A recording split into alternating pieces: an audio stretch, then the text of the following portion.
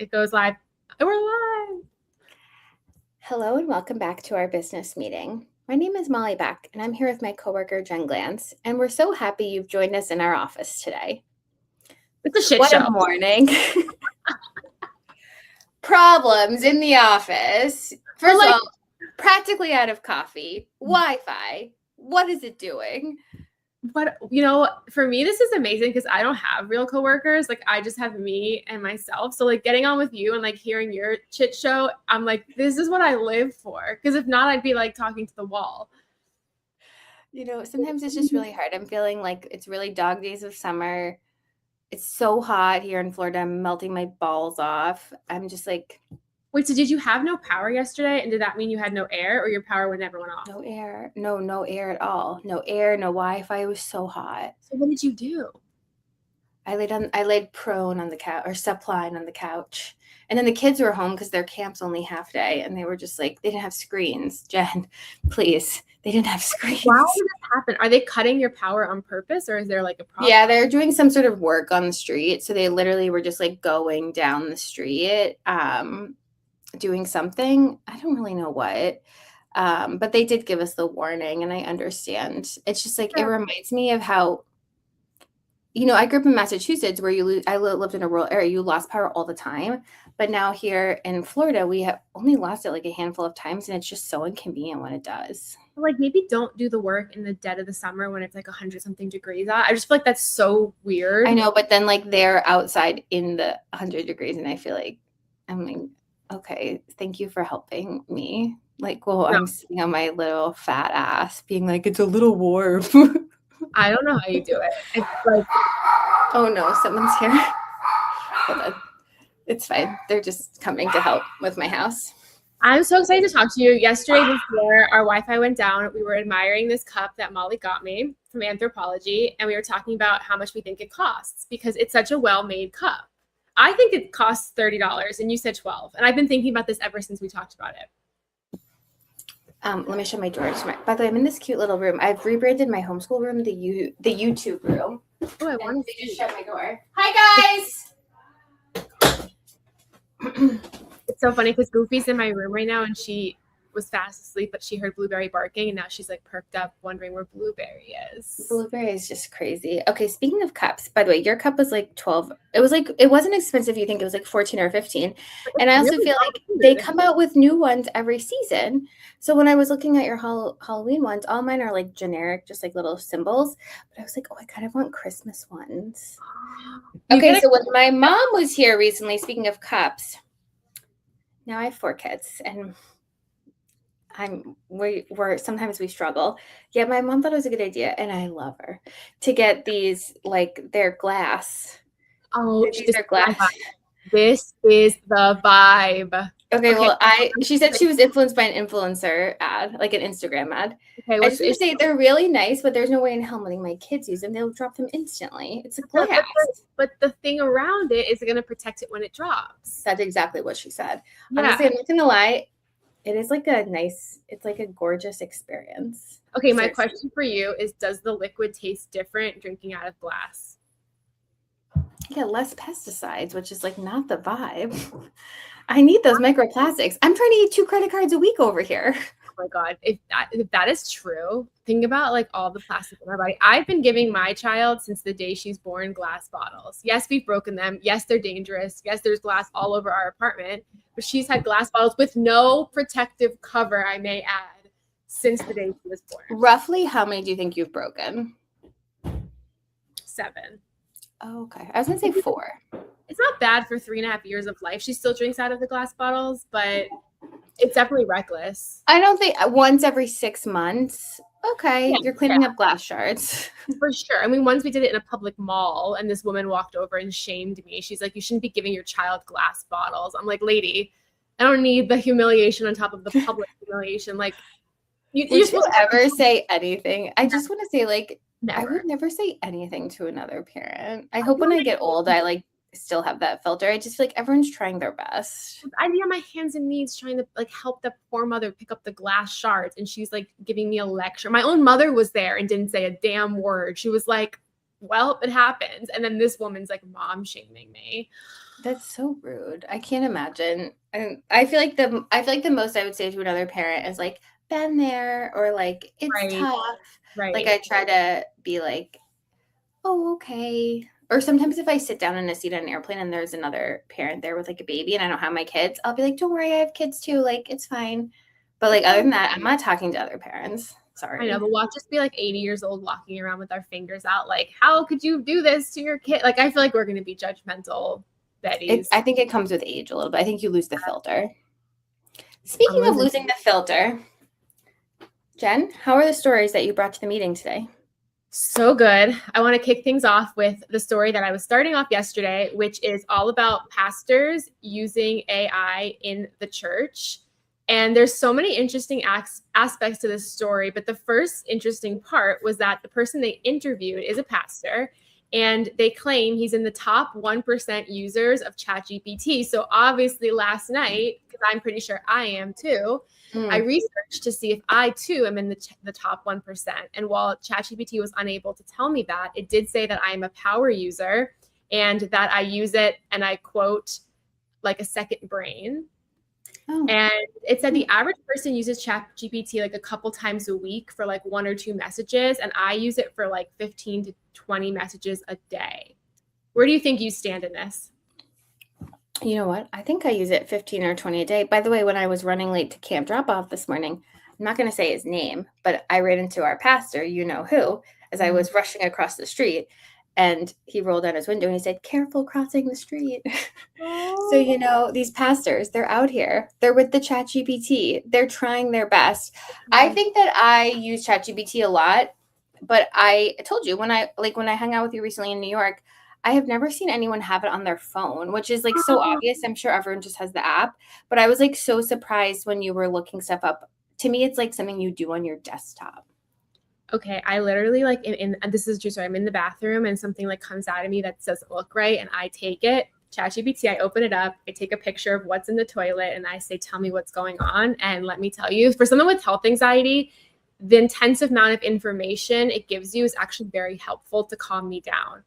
I don't know, it's very helpful. Would you rather a perfect stranger, no, not a person, someone that you're trying to impress has access to your ChatGPT, or they come to your house unexpected and you have a sex toy out? Sex toy, because you're like my best friend. I tell you more than anybody in the god effing damn world. I couldn't show you my ChatGPT because I think you would say you are certifiably insane, or I think you would say I don't know what, but like I don't even think I could show you. I feel like also if you have the sex toy, you're like, yeah, I have sex, I'm cool. Right. And I like toys. Like, do you think that you would show anyone your ChatGPT history?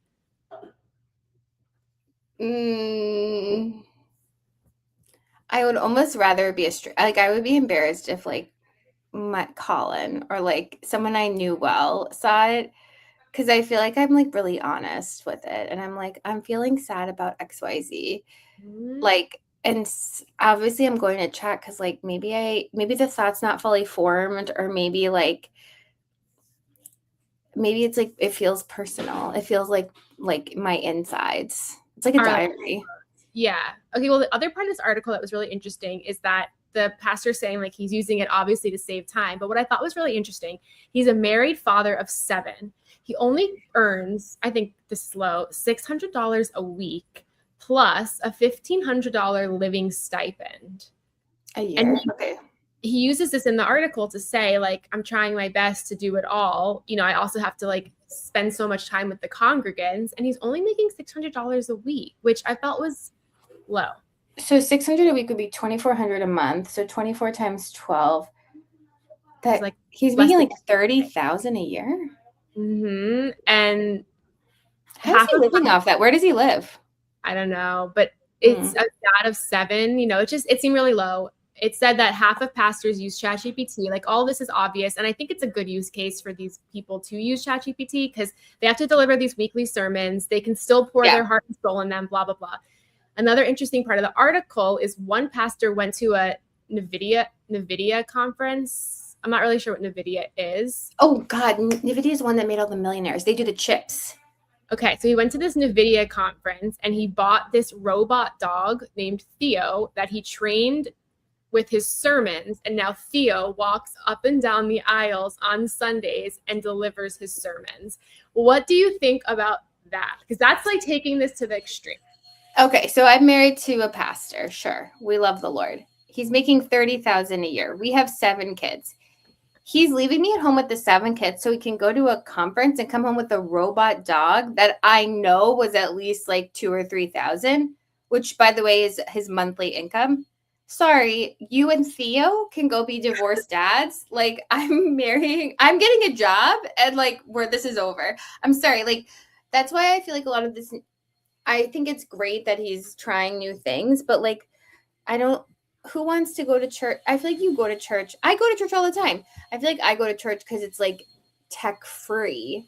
Mm-hmm. Like I don't want to see a robot dog. I would go to CES if I wanted to see that. You know, I've been to a church. I'm anonymizing it pretty often. And the church, the person has a puppet. The pastor has a puppet. The puppet is really polarizing. And some people love the puppet and some people don't. It's not a ventriloquist. It just like comes out and talks, not during the kids' message. It's like a plot device. So he'll be like, you know, simplifying. Sin is bad. Is it really? I love sin. No, I forget the puppet's name. It's like a character from Sesame Street or something, but it looks like a Muppet. And so like, I don't think people want their pastors with like shenanigans. How do you feel about this? I wish I was the person selling Theo. I feel like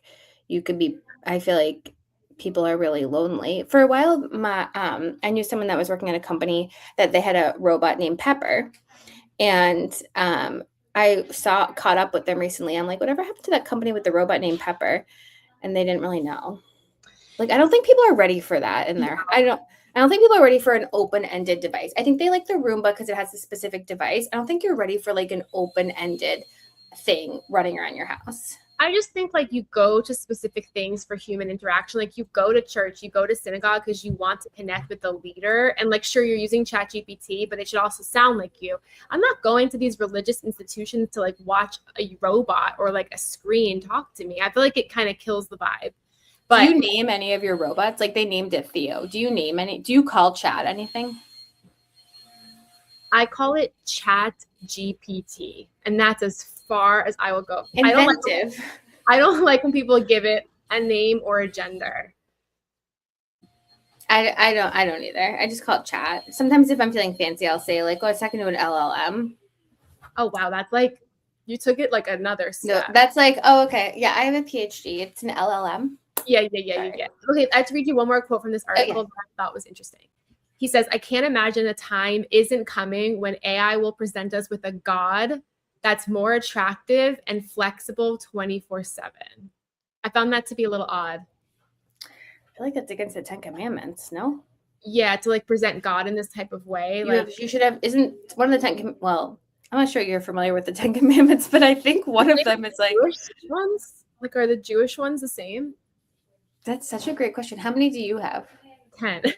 Oh, I feel like they could be the same. Wait, I'm like, wow. We should arbitrage the commandments. So it's like, I'll trade you 7 for 6. Yeah, I want to see if ours are the same. I bet you that they're either the same. I feel like in almost every monotheistic religion where you're supposed to have one God, one of the commandments is like, you should have no other God but me. So I feel like that's very interesting. A pastor is saying that like ChatGPT is going to invent another God, which is how I'm reading that quote. That's 24/7, but like people who believe in God 24/7, right? Yeah, what's he doing? Taking an hour off? Like, yeah. That was such a weird quote. Okay, your turn. I just like, I recently went to Costa Rica. I've now made it my personality. But when like I'm up on a zip line in Costa Rica time, like my God better be working. I'm talking to him. Imagine if he's like, no, not now. You get Seriously. This one yourself. Good luck. See you at the vlog.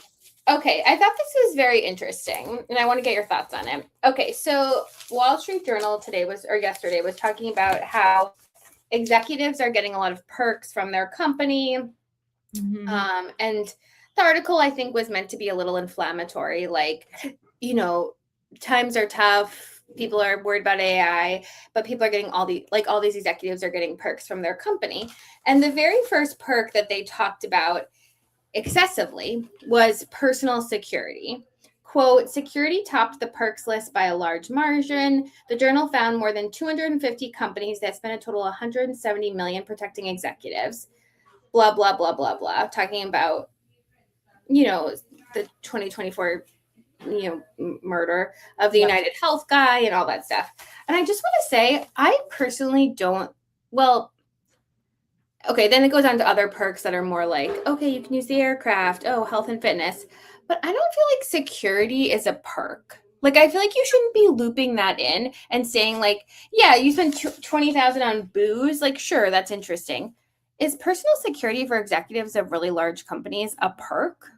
I know I read this article and I don't think that perk was the right word. I feel like these are like kind of benefits or must have of the job. Like they said that they spent like what 20 million on Mark Zuckerberg's security. Like, yeah, that seems a lot, but like he is a guy that I'm sure a lot of people are trying to go after. I mean, think about how easy it was for this random person to kill the United Healthcare CEO like on the street of New York. And that guy wasn't even like a outwardly public person. Like Mark Zuckerberg is a huge target. I don't think it's a perk. I think it's something that like a big company has to pay for.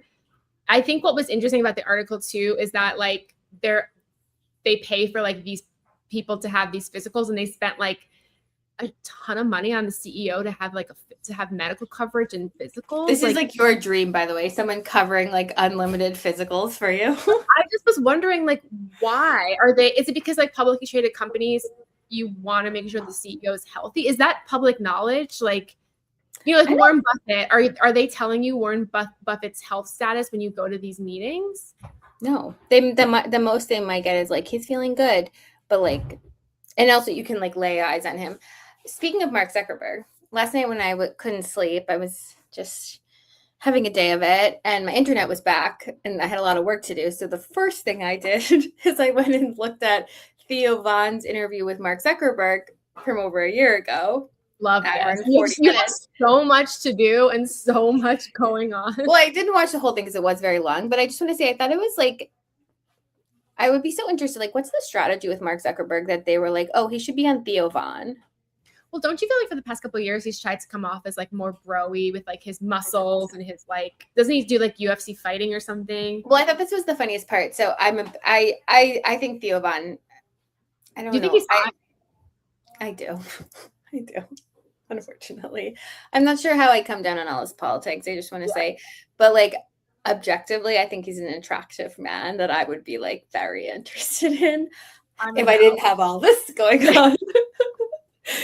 And so anyways, I was looking at, I thought the funniest part of the interview, it was very endearing, but like the way that Theo starts his thing is like, it's not like, hello, how are you? It's just, you start talking. So they were just kind of chatting. And I guess maybe Mark wasn't familiar with that style.